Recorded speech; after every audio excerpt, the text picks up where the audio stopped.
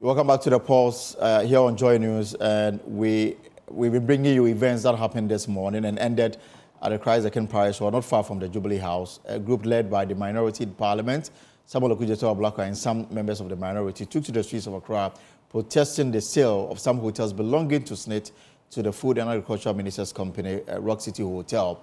Now, working with them was Madam Susan Sechre. She's with the Trade Union Congress, and she joins us via Zoom. Madam Susan, so after the march, what's next? Well, I suppose what we have done is to put out the petition, or given the petition. All of us were not allowed to go in there. In fact, some of the organizers, including Honorable Okudzeto himself, were able to get in to present the petition. And so we have asked, just as organized labor has asked, that this sale, the processes being gone through, must be stopped because the hotels must not be sold out. So if there are any issues going forward, I think that whoever is a partner may have to sit and look at a way forward. So a petition has been presented. We're asking that the sale does not go ahead. But I remember that, when this matter got to a head and President Akufo-Addo got to know of it, he directed the Minister for Labor, Employment and Labor Relations to sit with TUC to find a way forward.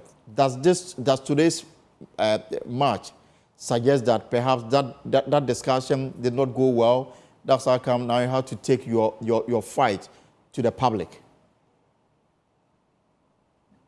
Well, that meeting was had all right.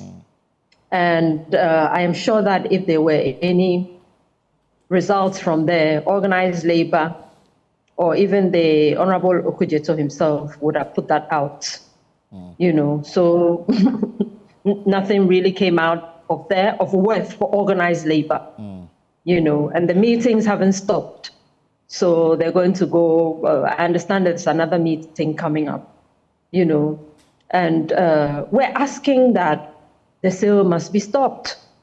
And so if we're not seeing that, if we're not feeling that is the reason these discussions are being held, then really we're not making any headway. And I know that you would agree with me that if you went to a negotiation table and you didn't see your way clear, there would be a deadlock. And that's exactly what came out.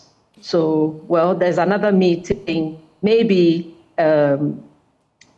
organized labor may get some responses from there or some good results from there. But as it is, no. But so tell me, what really is your issue here? Is it the fact that the 60% shares that SSNIT is seeking to offload is going to somebody who serves in the government, or the fact that you don't want this happen at all? Oh, I thought that our issues are overflowed, really. We've said it time and again that these hotels that apparently are doing well, must not be sold. And that's it. And for us, there's also an issue with the individual buying the so-called ailing hotels, state entity. Yeah. So, we think that it amounts to state capture.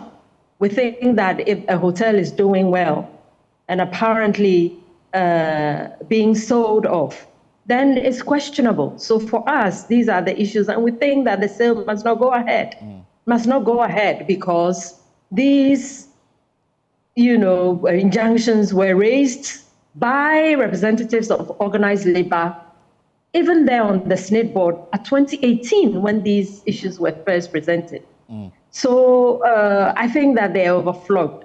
The whole Ghana must know why labor is saying no. don't. And too often, for me as an individual, and this is very personal to me, I think if there's a problem with the management of SSNIT, that issue itself must be looked at. You know, we have so many issues, especially also with the Act 766, you know, yeah.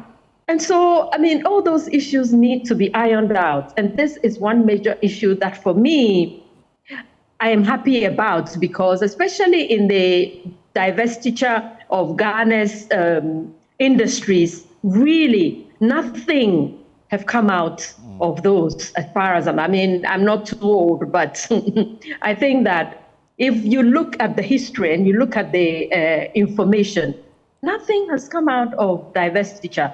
And so this is also just going to be going that way, I mean, for all we know. So we are saying that the hotels must not be sold, which is why we would again agree to go into a meeting at the behest of the president, you know, because we must have results. And we're not going to go into the meeting to be told, oh, let's look at the processes, what can we do just so the sale goes ahead? Because organized labor says we don't want the sale. We're also, you know, contributors to SSNIT, just like others, you know, and workers are going with home with too little. But at the meeting, did you get the impression that, I mean, there was to be a halt in the entire process? Because from what we are picking, it looks like they are almost at the end of it. Well, that's what we understand, but we're saying it mustn't go ahead. Well, there are many processes available to the partners or the entities that are doing the negotiations. I wasn't directly in that meeting, but then the information outflow or that came out of that meeting was that, well, we didn't see our way clear, and not much for us, not much came out of that meeting. And some will say that perhaps, I mean, the concerns that we are raising now is rather coming in rather too late. We are too late to the party because the process didn't start in 2024. It started some time back. They advertised in some of the dailies. The process to select a strategic investor went through due process. We didn't raise the concerns at that time. We are not raising it now when they are almost at the end of it.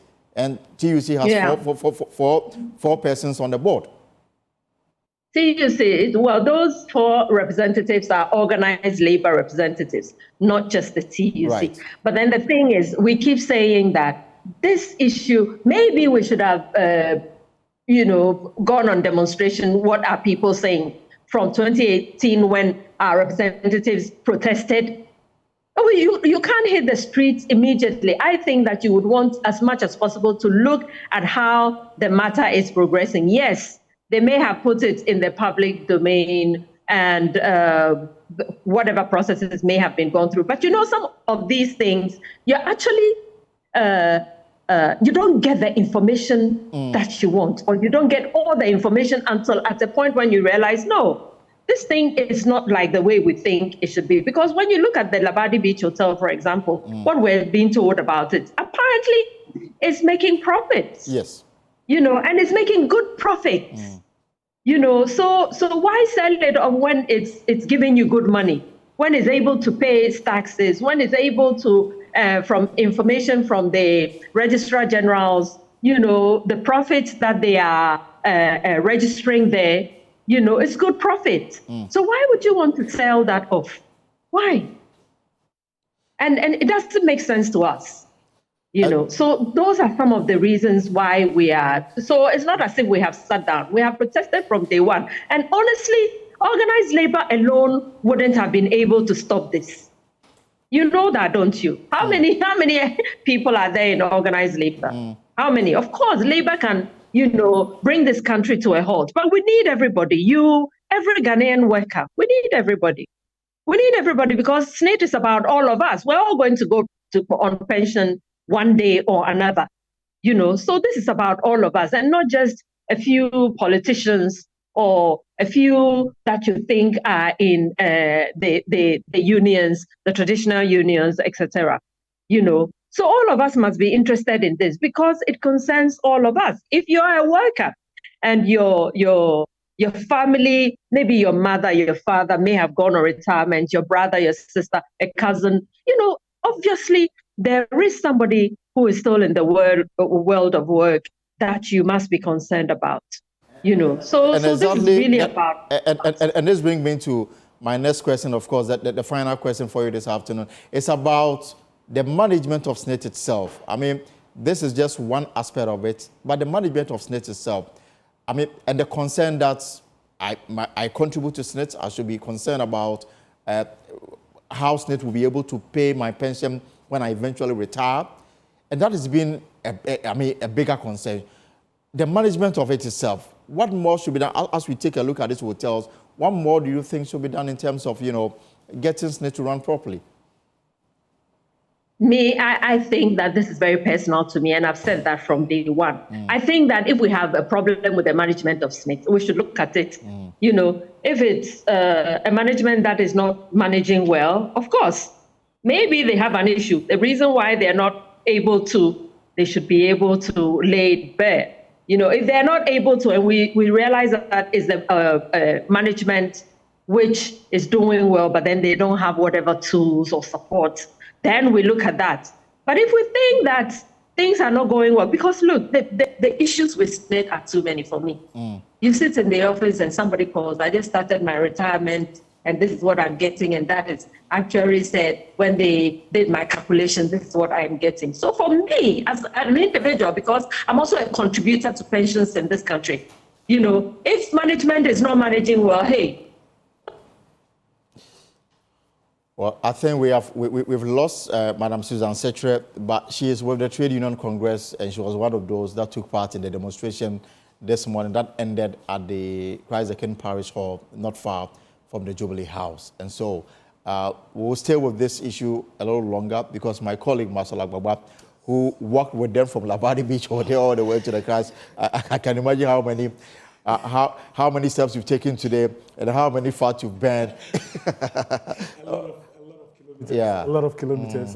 When we got to the Burma Camp area, the Gifford Road, we're left with about 3.2 kilometers to get to the terminating point.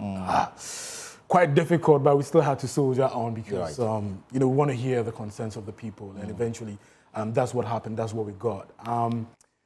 Quite at the terminating point. It was peaceful. It was all peaceful throughout. We didn't have any disturbances, there. But getting to the terminating point, that was when there was a near scuffle. There was actually a scuffle between the police and the protesters who actually wanted to get closer to the Jubilee House. So the North Tongue Member of Parliament, Samuel Okudzeto Ablakwa, who's been leading this campaign, tells me that the agreement with Ghana Police Service was to terminate at the Christ the King Parish. But what happened was that they had to end the protest about 100 meters away from the Christ the King Parish.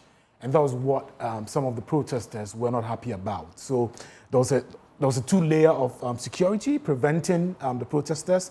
There was the first layer of the barricades, the police barricades.